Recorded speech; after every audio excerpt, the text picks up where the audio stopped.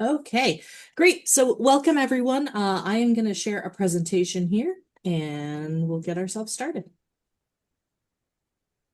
Right.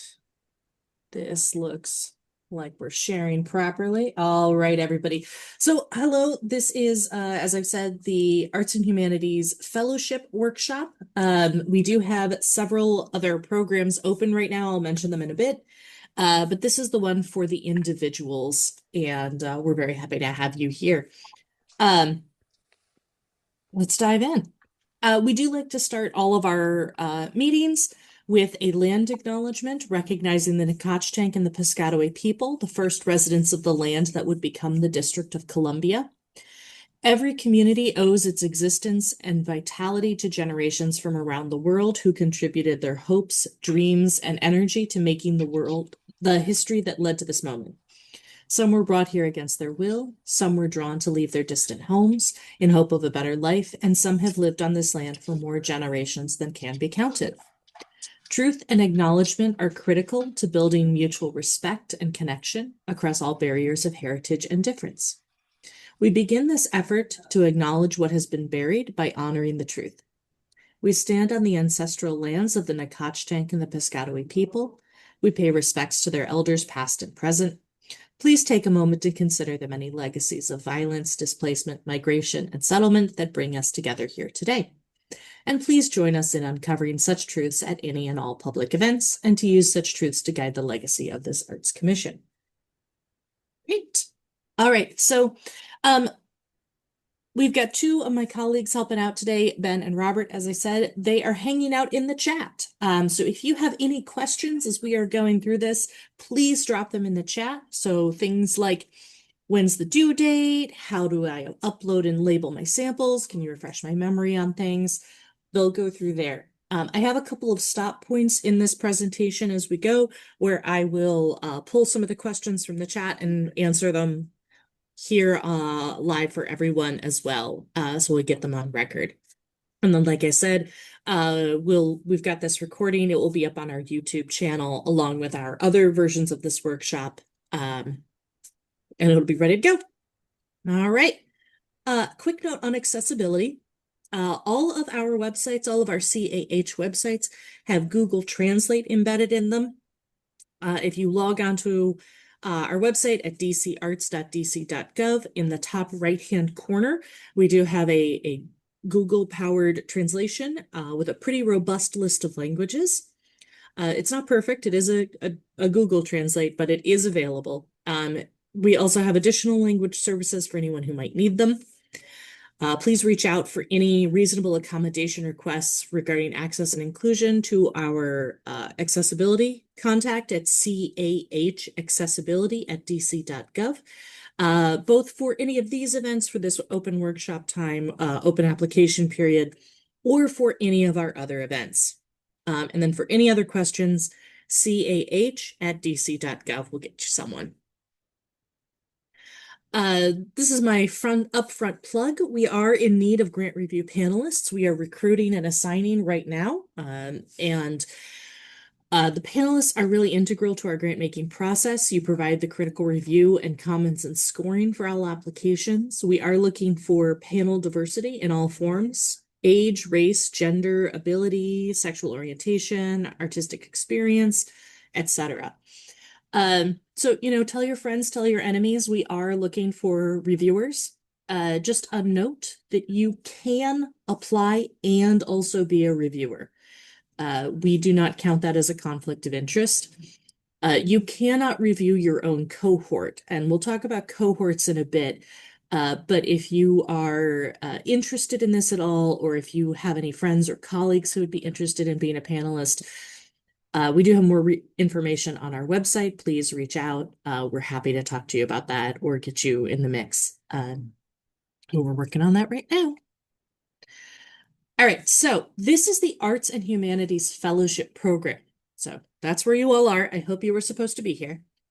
This is an annual grant given to artists, given to individuals to support their arts and humanities work. Who can apply are DC residents, arts and humanities individuals, practitioners above the age of 18. The award is a flat amount for most awardees. We do endeavor to award as many grantees as we can. I do not know at this time what the award amount is going to be for this FY27 program. For this current year, we are currently in our fiscal year 26. The award amount was $7,000 for most across the board. There's a little boost to $7,500 for a few. And really important for this project, for this grant, there is no project. This is not a project grant. We do not need you to pitch anything for us. It's an open grant. You may, if you are a recipient, use this award however you need to support your artistic practice. Obviously, we're all interested in hearing about your projects and things, but you don't need to pitch us a particular usage for the funds. We're not going to ask you for a budget or anything like that. We're going to want to see some work samples, but you don't have to have a specific project in mind. So some of the important details here. The application is open. It has been open for a little over 20 days. It opened on June 5th. It will close on July 7th. So we have a few more weeks, but it is going to close on July 7th. We are going to make the award announcements on or after November 1.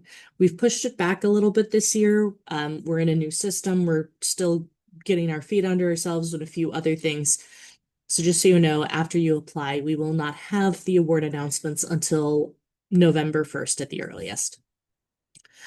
Incomplete or late applications or applications that don't follow the instructions may be deemed ineligible for review and funding. We do recommend that all prospective applicants read through the request for applications through our RFA completely before submitting. I'm going to go over a lot of pieces of the application, but the full details are going to be in the RFA, and we do recommend reading that. It has a lot of additional resources and guidance that are really helpful. You should be up to date with reporting requirements for any prior CAH grants. If you're not sure of your status, do reach out to a grant manager. Any of us can help. Some of you may have heard from us recently. We are working really hard on getting those reports squared away. So you may have heard from us and just, touch base and we'll deal with it. I have seen a whole bunch of questions about being awarded in 26 and mentioning the final report. If you are a current FY26 grantee, you do not have a report yet to fill out. It is coming. It will be here later in the summer, in the early fall, and we will send out guidance and do workshops when that is available. For right now, it's more that we are concerned about if you had an FY26 or 24 that may be outstanding. You may have heard from us in that case. But we will probably reach out, or you can check in with any of us. Eligible individuals may submit one application per grant line accessible from the CAH website at dcarts.dc.gov.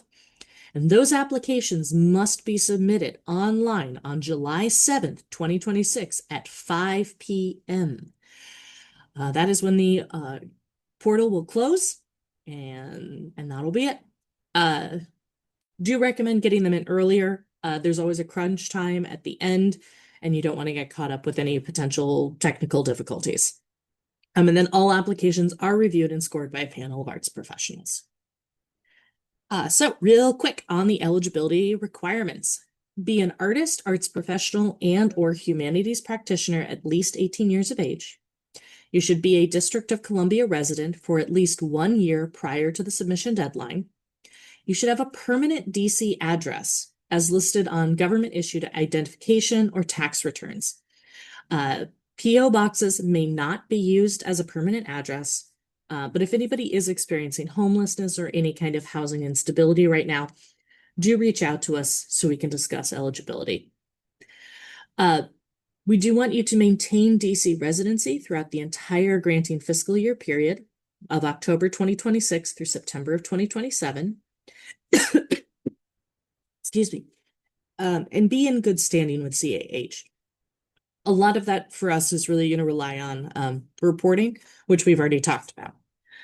And then be current on all taxes and liabilities owed to the district or have an approved plan for those taxes and liabilities as demonstrated by a certificate of clean hands. I'm going to talk more about a couple of these things. I've seen a couple of questions come through about the residency documents we ask for, and I'm also going to talk more about clean hands later on in this presentation. I've got a much longer explanation of some things. All right, so I'm going to vamp over this for a while and leave this up. This is the good chart to copy, take a photo, take a screenshot of, write down names, write down addresses, because this is your program staff. This is a large program for us. There are a lot of people and a lot of team members involved in this one. So for your general arts and humanities fellowship questions, you're going to reach out to me, Carrie Kaliba, and if I am not the right person to help you, then I will direct you to one of my wonderful colleagues who can help you better. We do have these cohorts.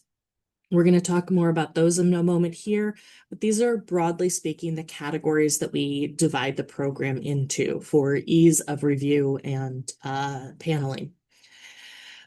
So I am the general contact. I am also your point of contact for dance. So if you are a dance or movement artist, you would reach out to me. For design, craft and design and go-go, you'll be reaching out to Patience Rowe.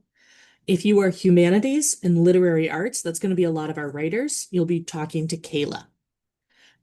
Interdisciplinary is a category that covers two or more art forms that kind of merge together, and you don't fit super well into one category or another.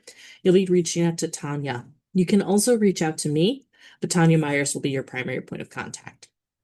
Media is going to be a lot of our film, a lot of our podcasters, a lot of our digital arts. That is going to be Mauricio Pita. For music of all kinds, you will be reaching out to Robert Nunez. Teaching artists, Andrea Brown. And theater and performing artists, you'll be reaching out to Sherry. And our visual artists have, of course, Ben. So this is, like I said, these are our primary points of contact for all of these art forms. If you have any general questions, reach out to me. If you have questions over what cohort you fit into after this call, you can always reach out to any one of us. Sometimes we end up in a case where multiple grant managers will get together and we'll talk through options with you. We do want you to make the choice and feel comfortable with where you go. I know, Ben, you love your visual artists. All right. So this is the review criteria. This is what all of our applications will be scored on. And this is also in the RFA. So we have the Arts and Humanities Practice is the first one. So here we're looking for your creative and original ideas and theories and or your preservation and interpretation of traditional art forms. We do hold those things very equal in value. We would like to see your personal voice and vision in your work samples and your proposal. We want to see a clear and unified body of work. The next part is your technical skill. So your statement and your work samples are demonstrating your technical capabilities within the chosen discipline. We do, as you can see, have a lot of art forms. And so we would like to see your capabilities within whatever that art form is. And then your work samples and support materials are going to be demonstrating that innovation and or a cohesive practice, methods, and an artistic voice or vision. And then the last part is our community engagement and impact.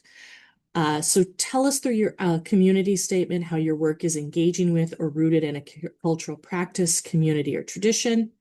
We'd also like to have some idea of the personal or professional impact to the DC artistic community, how you are representing DC in other markets through your work samples and your support materials.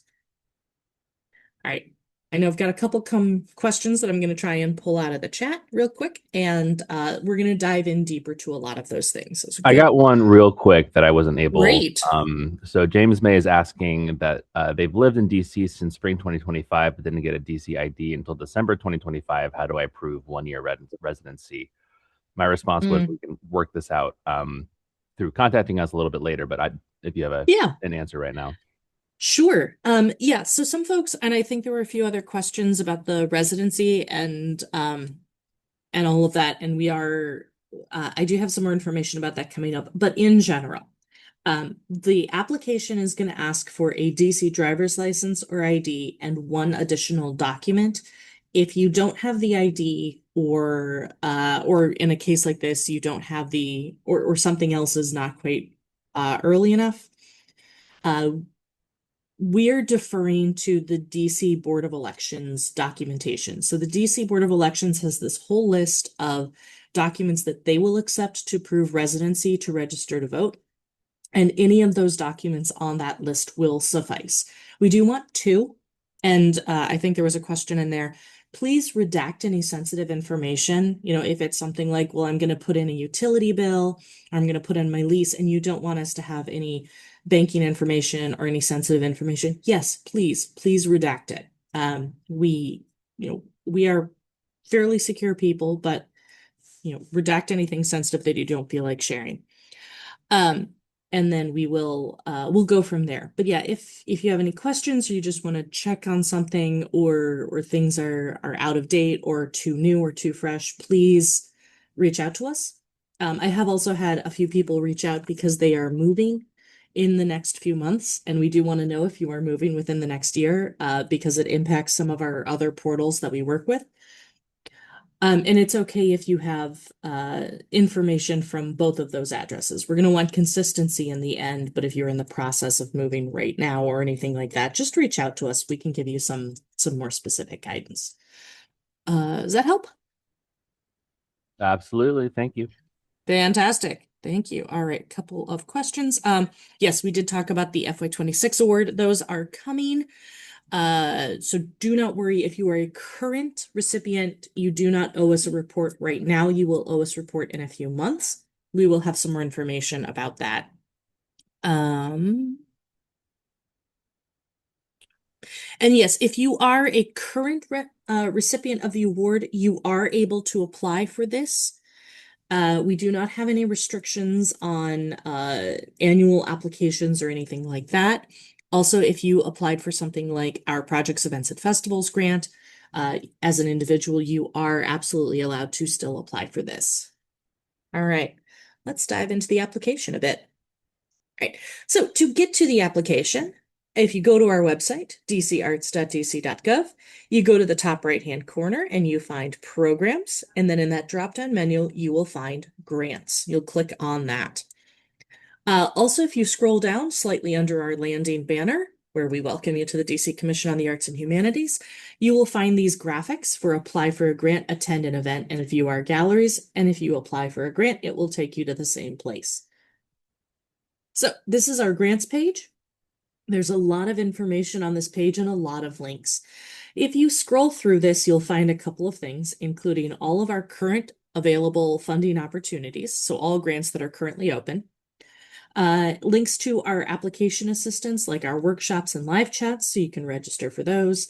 And then a whole lot of additional information, including our guide to grants, which I do recommend as a resource, our requests for application, fillable PDF copies of any required documents, information on workshops, and a link to the grant portal. We have moved to Submittable. So if you are a returning grantee, it is a whole new system this year. We are on Submittable, and this is what the landing page looks like. You will need to create a free account. If you have used Submittable for anything else, for any other applications, you will still be using the same portal, and you can just use that account.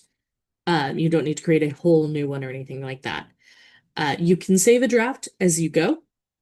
You do not need to stop and start. You do not need to do it all at once. It has an autosave feature, but you can also manually save it. It works on most browsers. So when you get here, you should find a list of all of our open applications, and you are aiming for the Arts and Humanities Fellowship Program or project. All right. The first thing you're going to have here is a couple of eligibility questions. We're going to want to know, are you an Arts and Humanities practitioner? Are you applying using a valid Social Security number? Just a note, because of the way that this grant is set up and is paid through this district, we have to pay this to a Social Security number and to an individual. We cannot pay out to an LLC or an EIN. We do understand that a whole lot of artists and individuals have set up LLCs for their work, and we just cannot pay this grant out to an LLC. So do make sure that you are using your social. We want to know, have you been a full-time resident?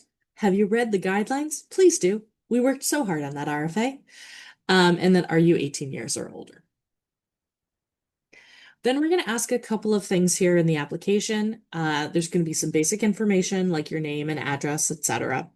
We've got the narrative questions, which are going to be 3 short answer questions, and then the work samples. We do recommend that you review the work samples found in the Guide to Grants based on your discipline. Broadly speaking, it might be, we're looking at something like 10 images or 2 5-minute audio-visual recordings, a maximum of 15 pages of written documents, or a reasonable mix of different forms. We do have some specific guidance. Like I said, based on the discipline, you can also reach out to us. And then some required documents, which are compliance documents that we need for eligibility and processing. So those required responses, we ask for your name twice. So the first time we ask for your name is as it appears on official tax documents. This is your government name, your legal name. This would be the name that we would conduct all official business with. We have a couple of informational things. Have you applied for a grant within the past 5 years? Have you received a grant within the last 5 years?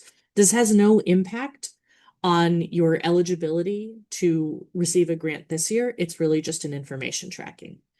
And then has your address changed in the past 12 months, or are you planning to move in the next 12 months? Again, this is informational. If your address has changed, we have to update it in a few other places if you are awarded, and we just want to be able to know if we need to make those updates as we go. And then we have 2 new questions this year. Has artificial intelligence or AI been used in the creation of any part of the application narrative? And has AI been used in any in any creation of any support materials or work samples for the application? You are permitted to use AI in the creation, editing, or formatting for both of these questions.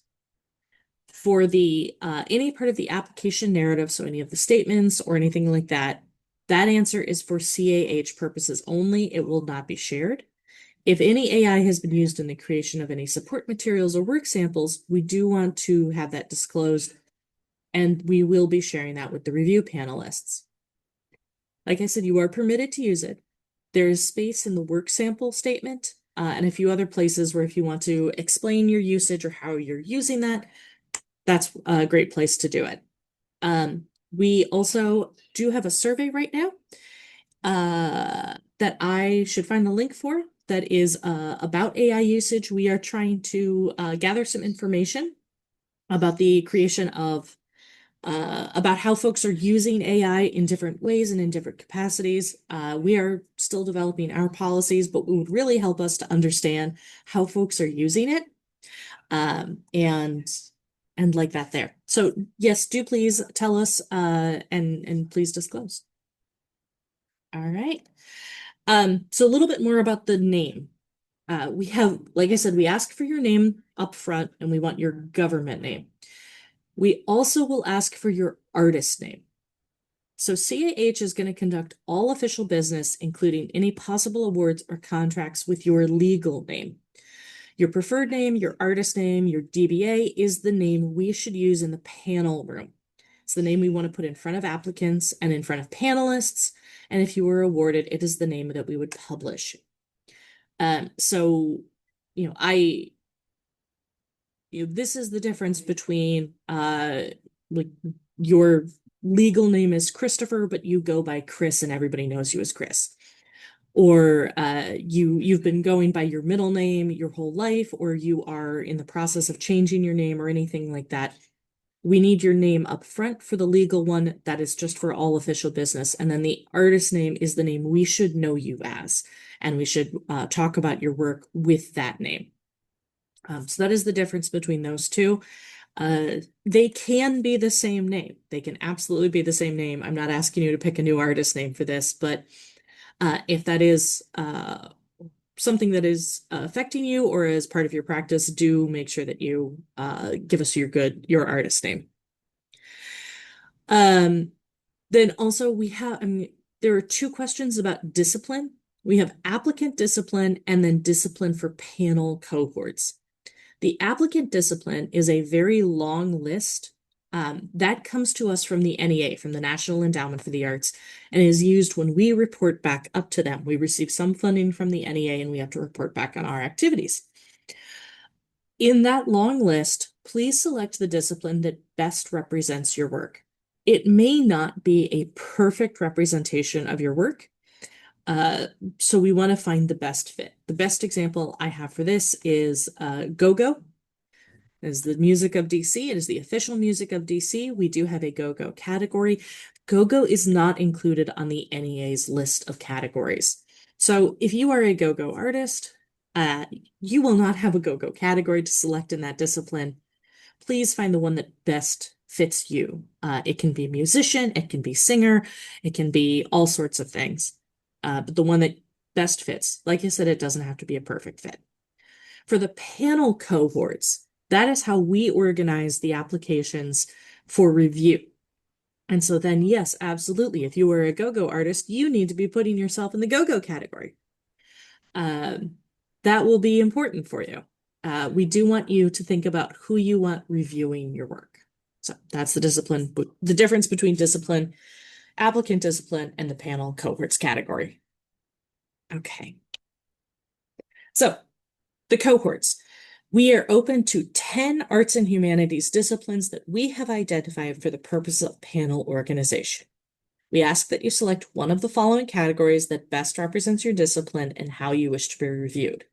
So there's dance, craft and design, go-go artists, humanities and literary arts, interdisciplinary, media arts, music, teaching artists, theater and performing arts, and visual arts.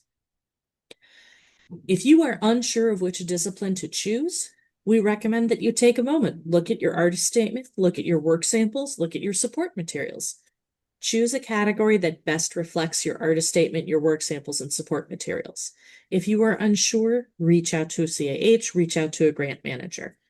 This may be a case where we get 2 or 3 of us on a call. We try to figure out what works best with you. Hey, Carrie. Yeah. Why do we ask about discipline twice in the application? We ask about discipline twice because one of them is for us to organize you into who looks at your work, and the other one is because the NEA would like to know about our activities. And it is just how we ask it twice.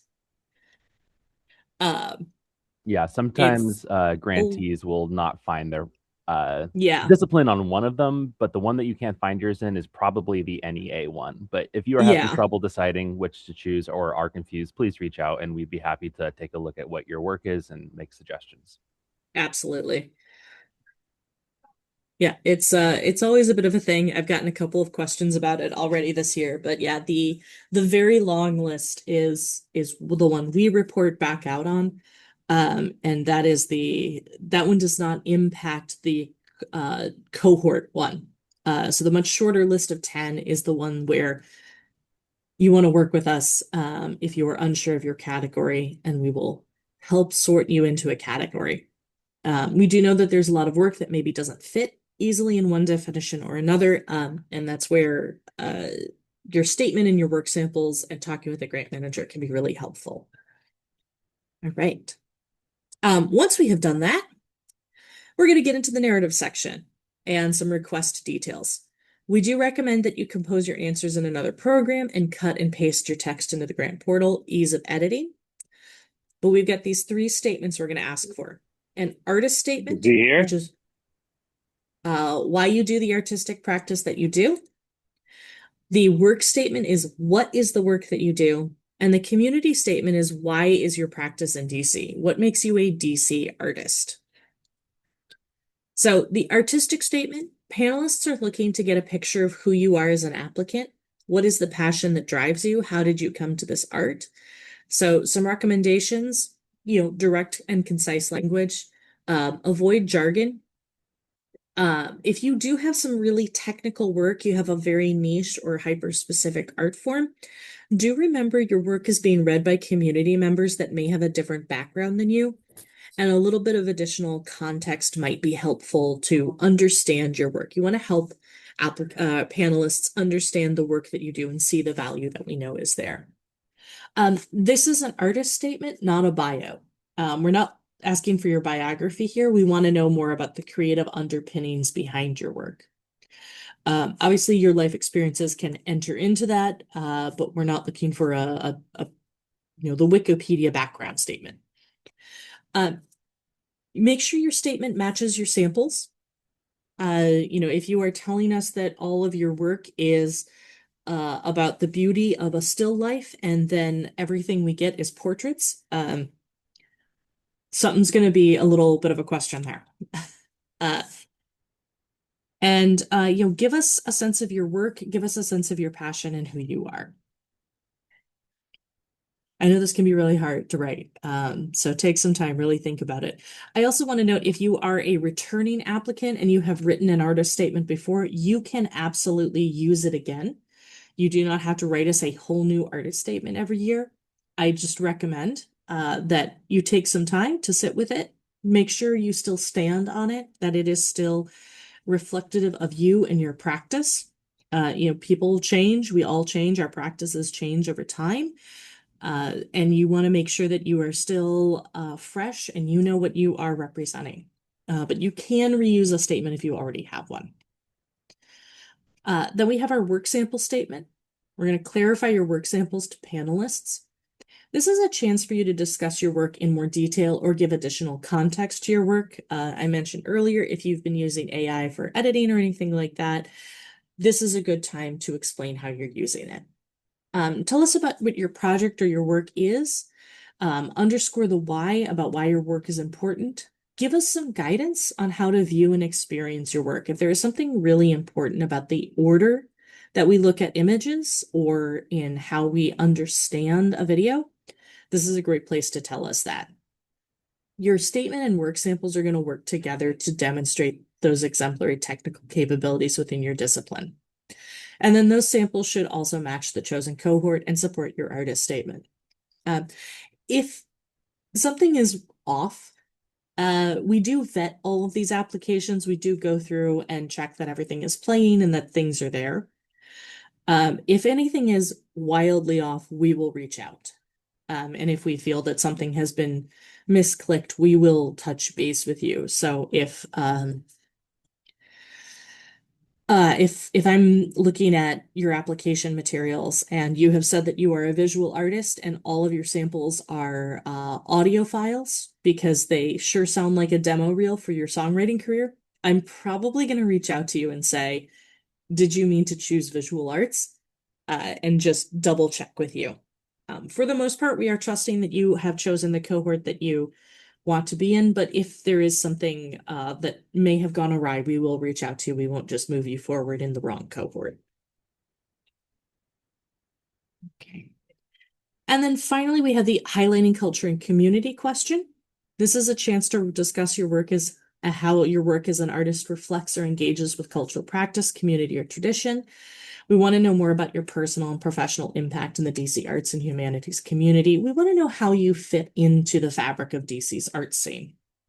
So this is a 300-word statement. We want to have your artistic practice situated within DC. Tell us about your community, the needs your work responds to, how your programming is accessible and inclusive. This can be as small as the building you live in, the street you live on, or it can be the whole city, or it can be the whole region. But some things to think about is what makes you a representative and a vital member of the DC arts community. What is it that makes you a DC artist, whether you are here or 1,000 miles away? And then why did you choose DC, or how did DC choose you? Your work does not need to be explicitly about DC. I'm not looking for, 1,000 images of DC street scenes or every other word in a sample is DC. But how are you as an artist a DC artist? When you are 1,000 miles away, when you're very far away or on the other side of the world, you're still a DC artist. And this is an opportunity to reflect on that and place yourself within DC. All right. So a couple things about the narrative statements. Don't overthink it. I know it seemed like a lot already, but this application is about you. So we want to get to know you as an artist. Be true to who you are. Practice your writing. Give yourself some time to review and edit. If you are reusing statements or you have some statements you've used in another context that you'd like to edit for this, great. Give yourself some time to edit them, to sit with them. Make sure it's still fresh and relevant to the work that you're doing.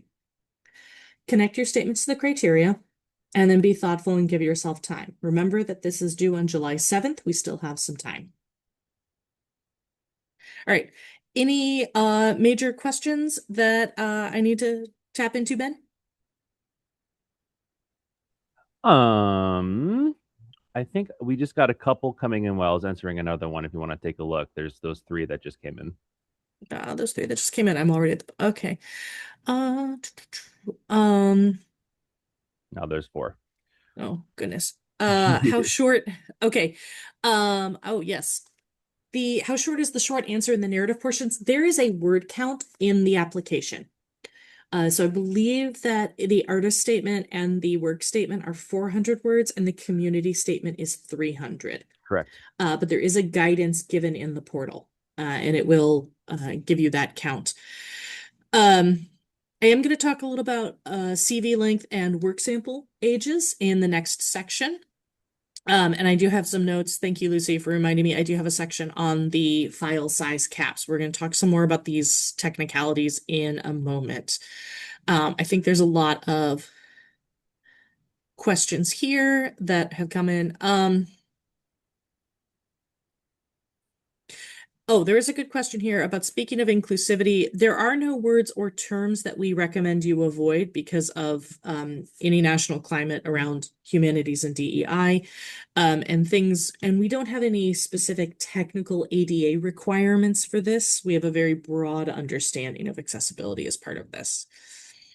All right, I see a lot of technical questions, so I'm going to get into these uploads and we'll start talking about that there. All right. I'll go through and answer the ones that are that were left. But okay, thank you. And feel free to, we can also tag them in at the end. I saw a lot come through. But the additional application documents. Oh, and I did see a question here. English is a second language, and I use Google AI to help with grammar.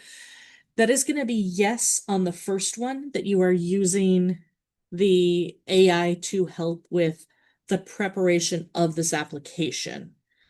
If you are also using it in your work samples, that is also going to be a yes, and you can tell us how you are using it. It is perfectly valid to say, I am using it to help with my grammar. Okay, I'm going to start going through these, and then we'll grab a few more of these questions. You go ahead, okay. Carrie. I got the chat. Great, thank you. So we are also going to ask for, in addition to statements, artistic resumes, a CV or an artistic biography, some work samples, support materials, proof of residency, certificate of clean hands. Let's go through those. The artistic resume, CV, or bio. This is an overview of your artistic or humanities work. We do not have a set format, so the style is going to depend on the general practice in your area of work.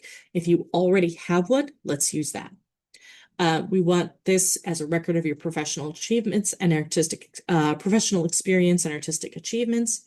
If you do not have one, or you're making one for this, maybe it could be a list of projects completed within the last 3 years. And I know I saw a question come through about academic CVs. We do not have a length limit. We do have a file size limit that we're going to be beholden to.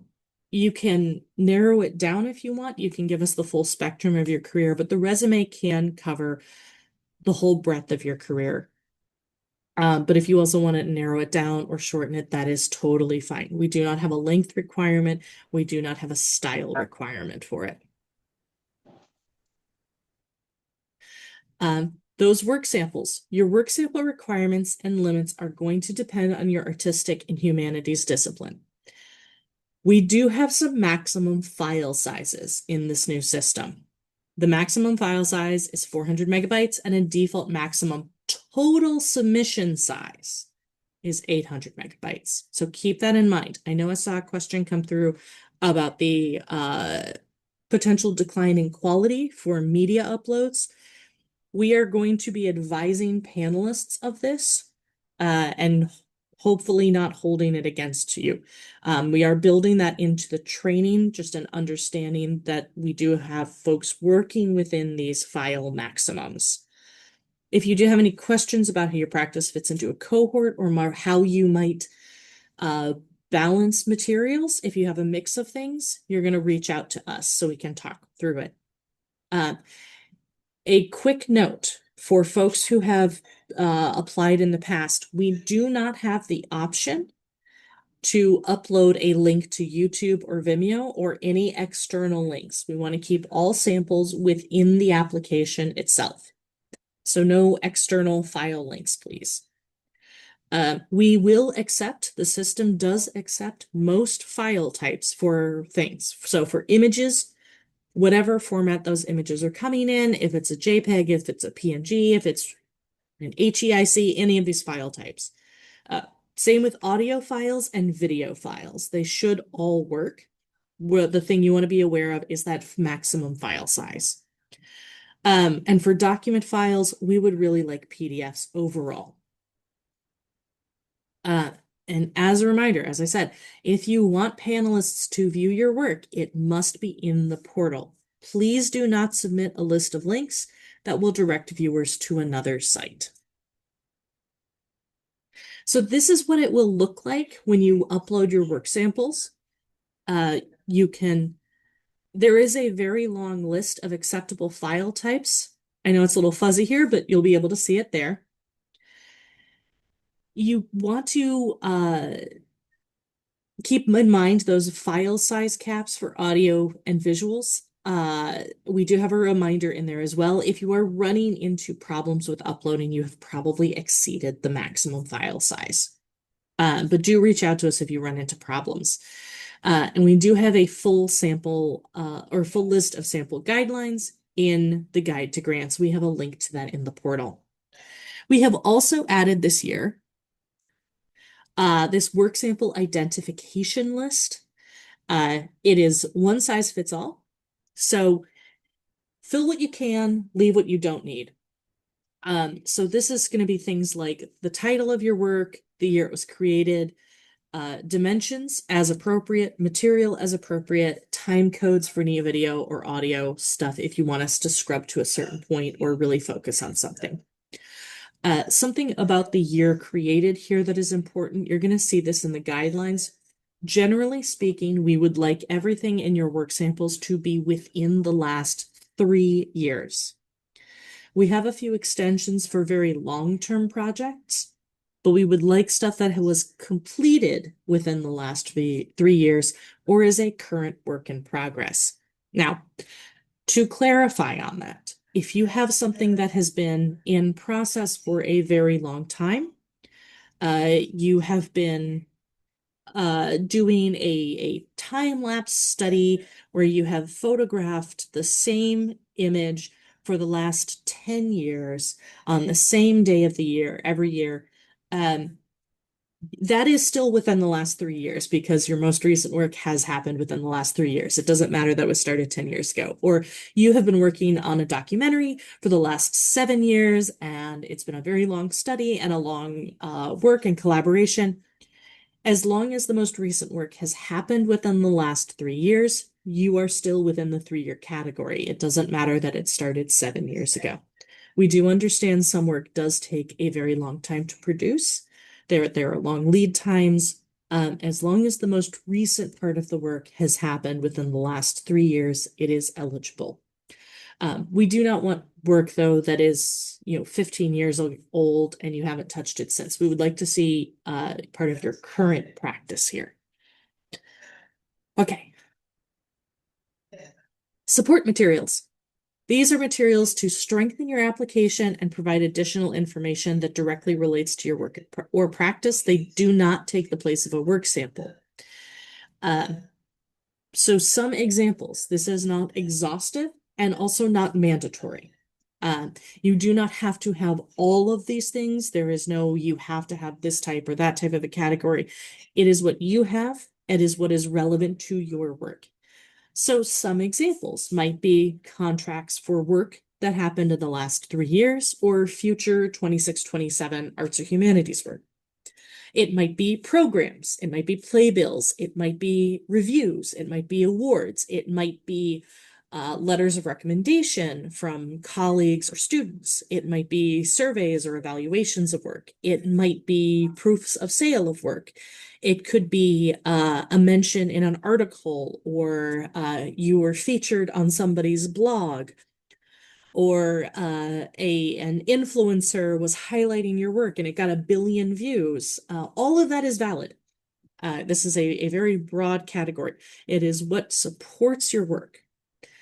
Again, for this, we do not want a list of external links, so please upload it into the portal.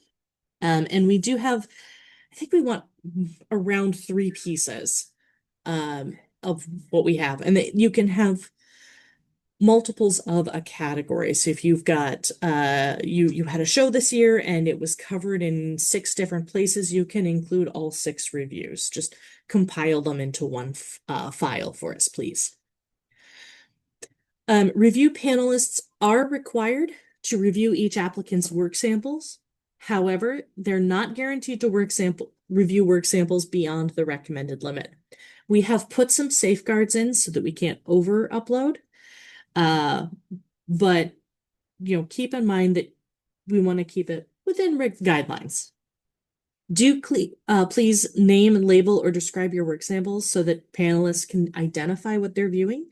We have that ID list. We have the works identification list for that. We have the work statement. And give reviewers the information that they need to best understand your work samples or support materials. Like the example I used earlier, if you have a really niche art form, it's a really great opportunity to help us understand what makes this so valuable.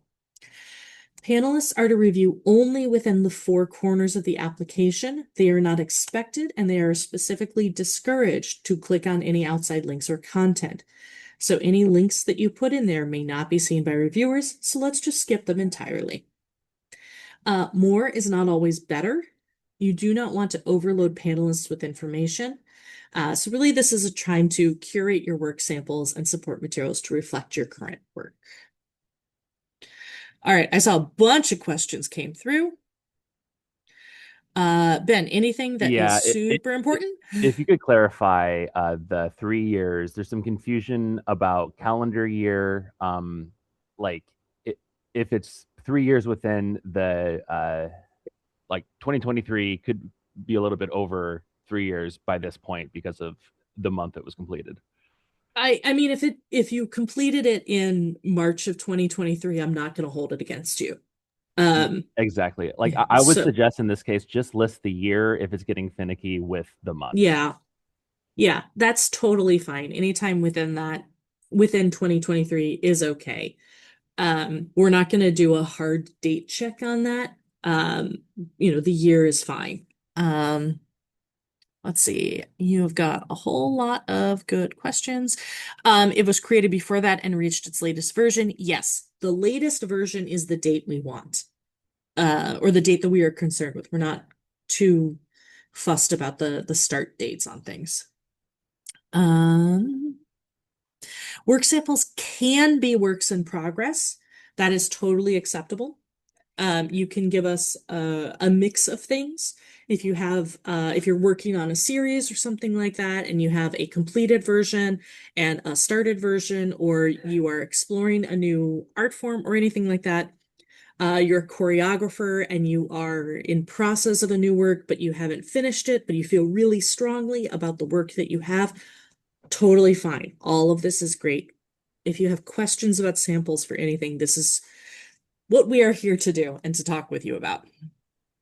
Uh,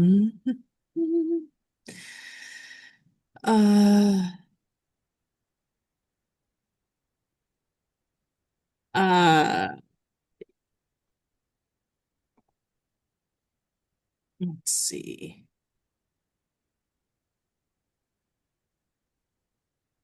If anyone hasn't had their question answered, you can come off mic and ask it, or if you wanted Yeah, to. there's a lot of questions here that I'm trying to go through here. Actual 3-year, calendar year. Should support materials be combined into one PDF document? There is a file limit. We would like, I think, 3 files. So if you condense multiple of the same type into one file, it is one file. You still have 2 additional files to add in. So that would be things like you have 3 reviews for a show you did, compile them into one document. That is one file. You still have 2 additional files. Um, the support materials, we'd also really like them to be fairly recent. If it goes into the 4-year category, it's not going to be the end of the world. We just don't want ancient stuff. Um, Support letters can be directed to anyone. They can be directed to the panelists. They can be directed generally. Length can be whatever they deem appropriate. If you are an artist and you have high quality work samples from performances outside DC, that's not a problem.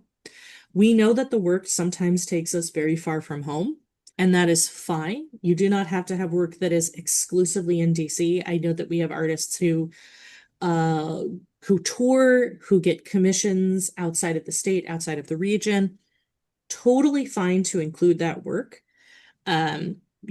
That is also a thing where you can explain that or tell us more about it in the work samples or in the work statements. And The panelists are yeah, absolutely looking for DC artists. This is a DC artist grant, and that's why the yeah. community question is so important. So it's totally fine if you're performing outside, but you really want to be able to use the other uploads and questions to represent yourself as a DC Hmm. artist. Uh, Yeah. and Carrie, could you speak a little on? We have some filmmakers in the chat, and just have some questions about uploading high quality video files and submittable. Yeah. Um, I'm going to talk with Mauricio. He is our media arts contact, and we're going to find our best solution there. I know we've gotten a couple of questions about the high quality and file size types. And so I'm going to talk with him and also reach out to him for some guidance. You can email us stuff, but we do need those materials in the application. So we might have to, it may be a case of, yes, it has to be reduced to a lesser file quality and file size, but feel free to reach out to me, put your name on a list that we will reach out back out to you with best guidance. But I do want to talk to Mauricio about that. He knows more than I do. And I know Lucy's in the chat as well. And then I see a question here on support material. Could you include an invitation to perform at an event? Yes, absolutely. That is a support material. Um, yeah. Are there other major things I've missed? I I have a question. I'm a Sure. I'm in the process of working on a documentary film and Mm-hmm. haven't started filming just yet, but I have a pitch deck for the project. Could I Mm-hmm. submit that as my sample to You school? could. Absolutely. You could, and you can also reach out to Mauricio. Let's just, throw him to all of you right now. Um, and he can also give you some guidance. But yes, a pitch deck would be fine. Excellent. Thank you. Hmm. All right. Uh, we are coming up on the hour, so let me go through these required forms. All right. We have some additional required application documents. We've talked a little bit already about proof of DC residency. Broadly speaking, our guidance has been a DC driver's license or ID card and one additional proof of residency. If you do not have that, you've moved and you haven't updated that information yet, that's fine. You can substitute a different proof of residency. Please redact any sensitive information, but we do want 2 different documents for proof of residency. A statement of certification, uh, the IRS Form W-9, and a certificate of clean hands. And just overall, anything that is going to ask for a signature It should be a manual signature or a verified digital signature. No fancy fonts. Okay. So proof on residency. We want a driver's license, an ID card, and another proof of residency. So we want to have, this could be a current or signed lease. This could be a utility bill. This could be a bank statement. Please redact or mark out any sensitive information. We want 2 documents as proof of residency. I see a question here. Is just one utility bill okay? Yes, as long as the utility bill plus a driver's license or ID card. A passport is not proof of residency. Okay. The statement of certification, this is a document that is required by the district. This form tells us who we can talk to about your grant. You are, for the most part, going to self-certify. If you need assistance with filling out the grant from a friend, a family member, somebody else, they can be included here. So if you're getting assistance with uploading things or navigating, you just want somebody else who can help you navigate, that's fine. You can add them here on this list. But for the most part, you're going to self-certify. You're going to fill out the top part with your name, that you are an individual, and the grant program is FY27 AHFP or a FY27 Arts and Humanities Fellowship. You're going to fill out the first page and the 4th page. Pages 2 and 3 are just informational. And you're going to want to sign and date it on the last page. The title, I've had people asking, what's my title? You can be self or you can be artist. And then you're going to upload this to the portal. The IRS Form W-9, we want you to use the March 2024 version. This is the most up-to-date version. I am always impressed that somebody still has the December 2010 version somewhere, but we do need the March 2024 version, the most up-to-date one. This name is going to be your government name. It should match all the documents and the grant portal. If there is a discrepancy in the name, even if it's a middle initial, sometimes it can slow down the process. This is why we spend so much time harping on it. This is for an individual award. Just a reminder, this is the individual artist. It has to be paid to your social security number. Address must be in DC. It should match the portal and documents. If you are moving or soon to move, do reach out to us if you have any questions about that. And then, yes, this is the social security number. We cannot pay out to an EIN. And then your signature must be ink, a manual signature, or a verified electronic signature dated for this year. And then save it as a PDF and upload it. If you are having any problems filling out this form, do reach out to us so we can help. We can help with setting up a digital signature. The certificate of clean hands. So what this means is this is a form that just says that you do not owe the district an excess of $100. That could be for parking tickets. That could be any sort of thing. We are asking for this because if you are awarded and we pay out to you, because we are using district funds, if you owe the district more than $100, they will seize what they are owed out of the award. And we don't want that to happen. So that is why we are asking for this. You apply for the certificate at mytax.dc.gov. You will download a PDF of the certificate. And if you are unable to obtain this by the deadline, you can still apply for the grant, but please reach out to us and keep us in the loop. If you are having problems accessing it, if it is coming up as non-compliant, any kind of a situation, do not let that stop you from applying. Let us know and we can give you guidance. In some cases, it may be a case of we give you an alternative form to upload as a placeholder. We'll circle back to you when you have it. If you are a returning applicant, you can validate rather than request a new one. So if you go to My Tax DC and you go to the Clean Hands section, and the nice lady who's open for business is there waiting for you. She has three options for you: request a certificate, validate, and learn more. If you already have a certificate issued after April 2020, when we moved to the new system, you should have a form like the one I have on screen. Excuse me. There is a notice number. It starts with an L and has about 12 digits. You'll use this plus the last 4 digits of your social security number to validate. So you'll click on validate, you'll follow the prompts, and it will give you an updated form. This is a little bit faster. And as long as you have a form issued after April of 2020, this process should work. If you are a returning applicant, and you do not know where this form is, you can reach out to us. We may have one on file for you that we can give you the notice number for. We have to check on Clean Hands a few times during the payment process, and this is the same system we use. For best results, save and upload all grant application materials as PDF files. Submittable has been instructed to not accept a different file type. PDFs are just easier and safer. That is why we are asking for them.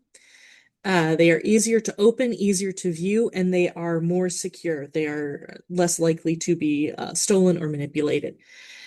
And in some cases, the system will not accept a different file type, so please don't upload a Word document where it says PDF only.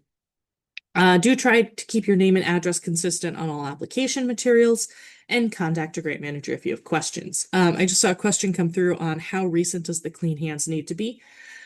Fairly recent within the application period would be great. It's a very fast process to validate if you have an existing one. But as long as it's reasonably recent, it will be okay. So like if you pulled one in May, that would be okay. We would accept that. But if you have one from last October, we are going to want a new one. Any additional questions that I missed, Ben? None that I see. But if anyone has any further questions that they would like to come off mic and ask, please feel free to do so.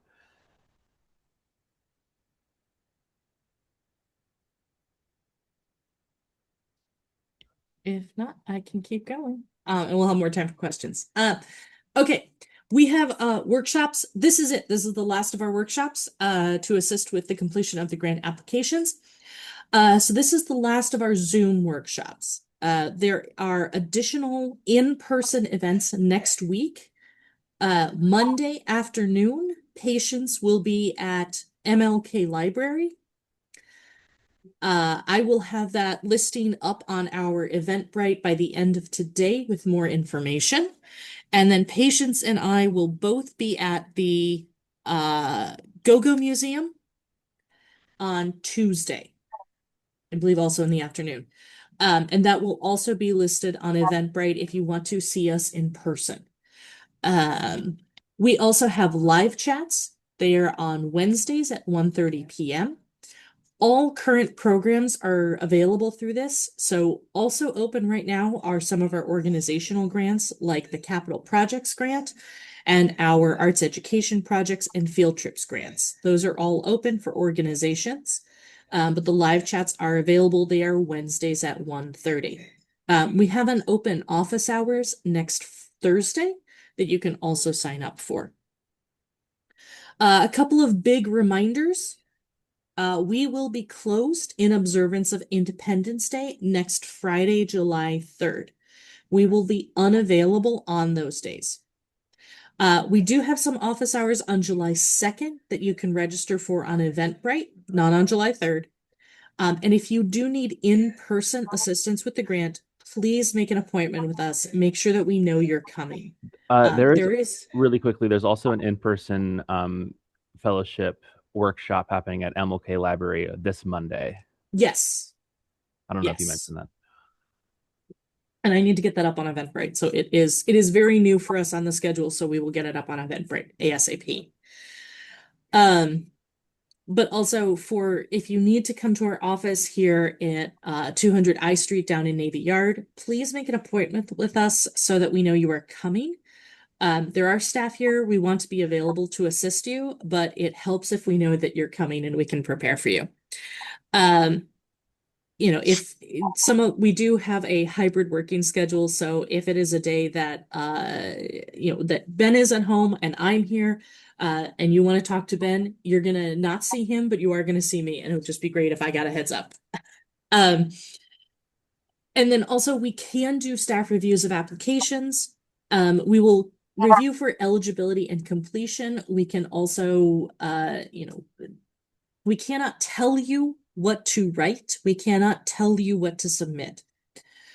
We cannot do much more than be a sounding board for you, but we are happy to be a sounding board for you. And check for eligibility and completion. We do ask that you get on our calendars by 1 week before the deadline. So close of business 1 week before the deadline is this coming Tuesday, June 30th, to get you scheduled. This is so that we have enough time to review your work and get you advice, and you have time to act on it. Once we hit this final week, after next Tuesday, we're not going to have time for much more than a quick verbal check-in of, yep, looks like it's uploaded. All right. And my spinny wheel of reminding.